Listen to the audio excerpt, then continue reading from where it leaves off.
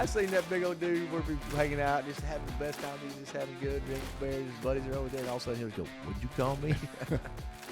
Hey guys, Michael Ray Newman. I'm calling you the Inside Edge with the great Edwin Britt, the Monster Millennial, and myself. Thanks for dropping in, guys. We are in studio as we like to be. We also like to be out and about. You guys got someplace you want us to be to come hang out with you, do some training with you? Let's do it, baby. Yes, sir. We're ready to get on the road, man. In fact, we're speaking tomorrow. That's and, right. Looking forward to that. And Captain Fantastic will be there in full force. Captain Fantastic. My alter ego. Hey, yeah. when we go out, somebody asked me, y'all go ahead. Ask us about Captain Fantastic. I got a story for you about old Uncle E there.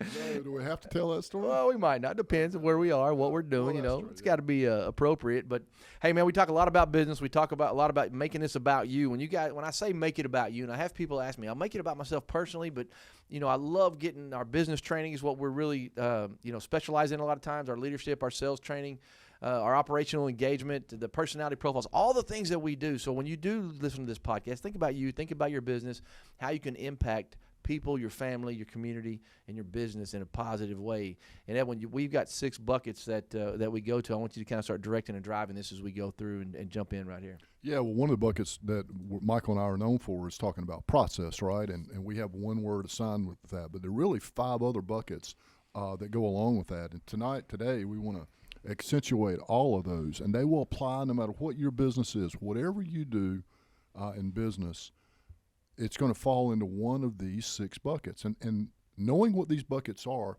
helps streamline your energy and streamline your focus so that when challenges present themselves or you're trying to execute, right, you execute from one of these 6 buckets, and they overlap. It's amazing. We do coaching calls, and I'll just say, hey, tell me what's been going on, and they'll start talking, right, and you meet them where they are, and I say, do you realize everything you just said we're going to weave into one of these 6 buckets? And they go, no. I said, watch out what it is. And then I'll pick apart. I say, here's a note I made. And so identifying that. So here's the 6 buckets. It starts with your vision, right? Your vision allows you to get clear. It allows you to see and go further. Go as far as you can see. When you get there, you'll be able to see further, Absolutely. Right? There are a lot of components to vision, but 3 I want you to take away from this podcast is you need to always have a 3-year plan looking way out, right? You've got to have a 1-year plan, right? And then you need to break that down in 12-week increments, right, or a 90-day vision, right, around these big rocks. And you talk about that when you talk about forecast, projection, goal. That really is sort of your vision, isn't it, Michael? Yeah, that's the vision. And the reason I do that is because when you look 3 years out, I will promise you a year from now, it won't look the same. Right. And then a lot of people, when they do set a goal, like a big goal, like I want to lose 20 pounds this year or I want to do something big this year, so they write it down in January, they never hit it. 3 years out, you're not going to hit it. And you're not going to look at it all the time. It's something to have that we look in the future so we can move forward. But we have to say, what are we doing in this moment to be able to move forward? So that 1 year, I actually look at the goal, and then I come down to the 12-week period. Yeah. I look at that 12-week period basically because that's what's going to impact that. I look at that to get excited about what it could be, what it may look like, but I also look at that 12 weeks of how I'm going to task myself with everything I go through that day. And then the 12-month is just like a temperature check for those 12 weeks. I mean, the 12 months is a temperature check for those 12 weeks. And that is my projection. What should we be doing? Everything goes kind of what it's supposed to, because the goal is if everything goes just right, what could it be, man? That's what could it be? And what could it be? The 12-week this is what should happen, man, no matter what. If everything tanks on me, everything goes bad, what can I still accomplish? Because I can control my day-to-day stuff. I can look out and kind of have I can guide how those 12 weeks look. And then the 12 months is like, okay, some things go good, some things go bad. Financially, we should hit this. That's what that's for. So you're right, it's the same. In a lot of ways, it's the same. Yeah, and it keeps you on task, right? It keeps you directed. So the second bucket is people, right? And you've heard this said often, right? Right people in the right seat, right? So you go out and you develop your vision around numbers. Michael's got a great example, forecast, projection, goal, right? But then you have to ask yourself, okay, let's validate that, all right?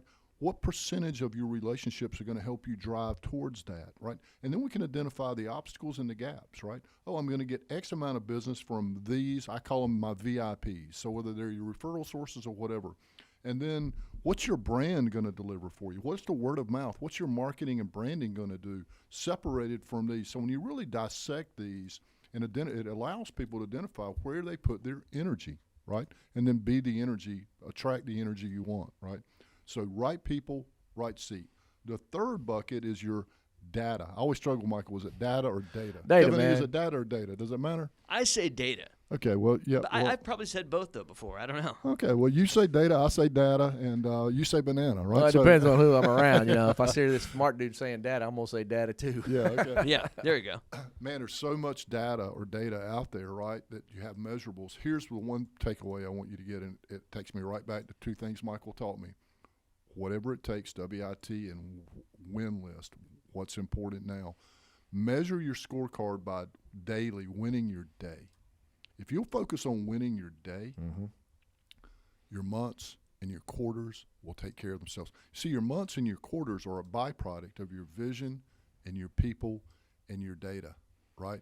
And measure by what did I need to do to win today. Michael, that has unleashed a lot of your potential and opportunity you've been able to generate through now 3 decades of running businesses. Tell me about why that's been so critical, man, and why you feel like more people need to win their day. Yeah, I think that's the most important thing. It's all we can control. And we bring it back to something we validated is AMP, attitude, moment, and process. I can't control what's going to happen in the future. I can dream it, I can look at it, I can chase it, but I can't taste it, can't feel it. How do I make it sticky? Well, the reason you can do those things, it'll take care of themselves. You said that, so what, dude, better than anybody. I think you could say that as if you take care of what happened, what you need to take care of right now, what you can take care of. Attitude, moment, right here. Right, that's all we take care of. The process, and these buckets are overlapping right now. If you can what you're talking about right now, if you can measure it, you can manage it. Period. And how do you do that? How do we measure it and how do we manage it? I manage it with the win list. What's important now, today?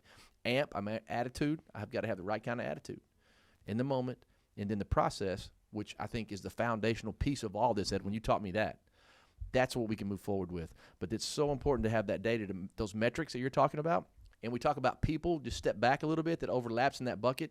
You can have the right metrics out of doing business for 1 quarter, and it can project on where you're going to get your money from. This type of customer, the demographic, where they're coming from, what they're purchasing from you, that's an external customer. We have our external customers, and we have our internal customers. Well, my internal customers, there's a percentage of them that I'm going to get 50% of my business from, which is a very small percentage, the top 10%. And then after that, is all the rest going to come from. So I can start measuring those things, looking at and putting the right people on the right seat in the bus because of that. And that helps do what? Forecast my vision of what needs to happen. See how, man, go back and rewind that last 2.5, 3 minutes. You were leaving tens of thousands of dollars on the table every day. Go back and watch that wisdom that Michael just did. Go ahead and hit rewind right now and go do that, right? Then you're going to come right back to this, and it takes us to the fourth bucket, right? And that is your issues. And people let issues drive their day. They get focused on issues. Well, guess what, man? We all have issues, Michael, right? Mr. Ziegler was famous for saying, get cooked in the squat. What that does, when you get so fixated on issues that are sometimes inside your control, sometimes not, it takes you away from your vision, your people. It throws your rhythm off, right? So 3 things you got to do with issues. You got to identify them. You got to discuss them with the right people. You call it cuss and discuss, right? Cuss and discuss, and then you got to solve them, man. And you may not solve them all today, but by it aligning with your vision, you come back and you revisit. So you take your issues and you filter it through your vision, your people, your data. What's my data telling me about this issue? Here's an issue, right? And then it sets up your process in another one. So, man, critically important, right? I think it's your coaching platform for your people, internal, external customers. Yes. So your internal customers say, we got an issue. Here's the issue. Here's the issue, the problem, right? And you, okay, let's sit down. You go back, it's overflowing the buckets like they intertwine, exactly like you said. So we're talking to one of your people inside your internal customer, because if you treat your people right and that culture's right internally, it drives your external customers to you. So when you look at somebody and they say that we have an issue, you sit back down and say, let's look at the data. What's it telling us? And if somebody walks into your office and says, you got a problem, the first thing I say to them, I said, what's your problem? And then they say, we got a problem. Well, I take that monkey, put it right back on their back. Have a seat. And what we do with this issue with our people, we will cuss and discuss it. And we go ahead and inspect what we expect. We got a story about that as far as that I learned from my mom, and she does the white glove treatment. She's going to inspect what she expects and hold them to it. So if we have an issue in the business, whether they brought it to me or not, I bring them, set them down, look at the data, and that helps cast the vision. weaving it really well. Michael and I, there's a reason they named us the most dynamic duo, motivational duo in America, right? Because we keep it on point, and that's on point, guys. That's on point, right? We'd love to come do a keynote for you. We're doing them tomorrow about energetic leadership. But we're going to be talking about these 6 things, That's right? exactly what we're talking about. Because this is what creates energetic leadership, individually and collectively. The 5th bucket, and the one that Michael and I spend the most amount of time on, and it is the foundational part of our business and what we do, is process, right? So if you identify your process, I want to challenge you to do one thing. I want you to come up with one word that you think aligns your vision, your people, your data, your issues inside of your process. Now, I got a you word. got it? What's that word? I know. Yep. Go, what is it? I know what my word is. What's your word, brother? Trust. Trust. Mine too, man. We got the same word. Hey, imagine that. Yeah, how about that? Great Yeah. minds think alike. Yeah. Now that you come up with that word, what I want you to do is, and hey, you're welcome to share our word, right? We'll come in and help you reinforce that. In fact, we'd like In fact, to do I think that. you need to use You that. definitely need and to I do can that. tell you why. But whatever it is, you should do what we do, and you create an acronym from your word, right, that speaks to you and speaks to your people, because culture runs deep.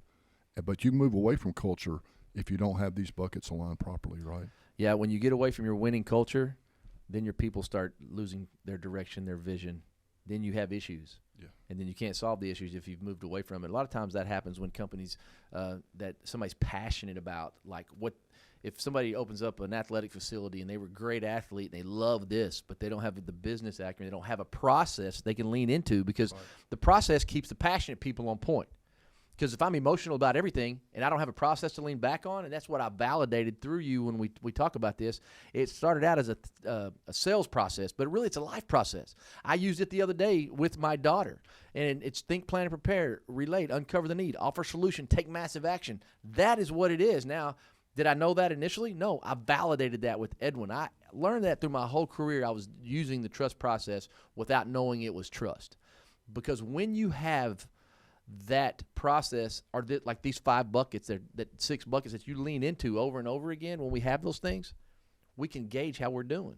Absolutely. Sometimes we don't have a clue until you know that. Yeah, don't implement anything you're not willing to measure, and if you don't have something that allows you to measure, to identify where you are, and process allows you to do. There's 3 things that are our byproducts of process. So if you want to know if your process is on point, ask yourself these 3 questions. 1, does it promote consistency for me, right, in my business, right?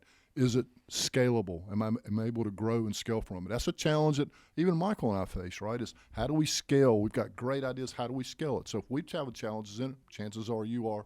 And thirdly, a process will allow you to question you should ask yourself, is this sustainable? Right, you can do you can do anything for 20 seconds, right? Sometimes you can do anything for 20 minutes, but is it sustainable? There comes a point in time where the ship sinks, right? If it's not sustainable, all these 5 buckets do is they line up the last one, and that's called traction, baby. And traction is simply executing at an excellent pace, where that rhythmic consistency comes. So as you implement this year, as you design your year, Michael and I'd love to come along beside you. But these 6 steps, these 6 buckets, are your business, and you gotta know where you are to know where you're going. That's right. And when it comes back to the foundational piece, if you don't do one thing, and a lot of great things come out of this right here. I want to go do this. I want to go do that. Start with your word. Start with trust. Start with that. It's a process. And this happened to me this last week. My daughter hadn't taught her how to change a flat tire yet. Uh-oh. Yeah. So she's 16 years old. We haven't done that. And I told her she's worried about, and we're pretty transparent. I tell you probably more than I should. And I'm sure some of my kids cringe when they hear this, if they ever hear the podcast. And I know the jock thing's still sticking in my mind. But, you know. Yeah, if you haven't heard that. Kevin E. That was a good one. But the process, I had this flat tire, and I told her I had a flat. I got out, boom, I knocked it out in about 8 or 9 minutes. I pride myself because I grew up at with my grandfather's filling station. I was busting flats and pumping gas, and I was pretty good at it. Got pretty good at it. Well, he hated plugging tires. Well, I have a plug kit, and plugs are temporary. Well, I plugged the tire a couple of weeks ago in my truck, and it blew out on me. And I heard my papa was in the background saying, "Boy, I told you, you got to patch it. Plugs are temporary." And sure enough, so I grinned and had a good time, but I got in and we started talking about the process of changing a flat tire. I said, who's going to be able to change a flat? We both have all the equipment, all the tools to change the flat tire. Who can do it better, me or you? You. I said, why? And she goes, because you know how. Well, yeah, but I know the process. Yeah. I know how to get the jack out. I know how to get the lug. I know where to put the jack. I know how to tie it up. I know how to unloosen the lugs. I know how to pull them off. I know how to get the little donut, plop it back on, put it back up to make sure they're tight enough to get me where I need to go, because those donuts are supposed to be not, only a few miles, but I've tested that back in my 20s Sure. For a few months. So I have the process down, so I'm better than you. We have the same tools, and you talk about being sustainable and having those metrics, and that builds the vision and getting the people in the right seat on the bus, which changes the vision. But that's why you have a 12-week. That's why you have a 1 year. That's why you have a 3 year. Every single this stuff right here, what we're giving you, is built off of a foundational process. And she's worried about somebody that's trying out. She's trying out for captain for her senior year. That's where this whole thing came about. And she goes, and she started talking about these people, what they're doing right now to be, to what they're. I said, stop. You cannot control that, right? Amp, but go right back to it. I started talking about that tire. I have the process. She has been captain over and over again. She's also has a servant leadership mentality. She knows what type of leader she is because we have taught her that. She's got the metrics and the data, and she knows how to write her goals down. She's been doing it since she was 5 years old. I've got them. Every year she writes her goals down, and I don't even tell her to. That's what's awesome about it. The first time that she's done it. So what I'm telling you when I talk about all this, the process is the foundational piece of anything that you do. And the rest of that stuff builds upon that. The data that you need to take to make sure the right people and shuffle them around on the bus. It's never, ever arrive, right? It's always a journey. And then your vision changes. Keep inspecting what you inspect. Check your vision out, guys. And if you don't do anything else tonight, just be nice to everybody. That's how you start, right? I love that, yeah. That's what my granny used to tell me. Play hard, have fun, and make it count, guys. And remember, really and truly, make somebody's day. See something if you say something, because if you see something, say something positive. People won't always remember what you say, but they'll always remember how you made them feel. See ya!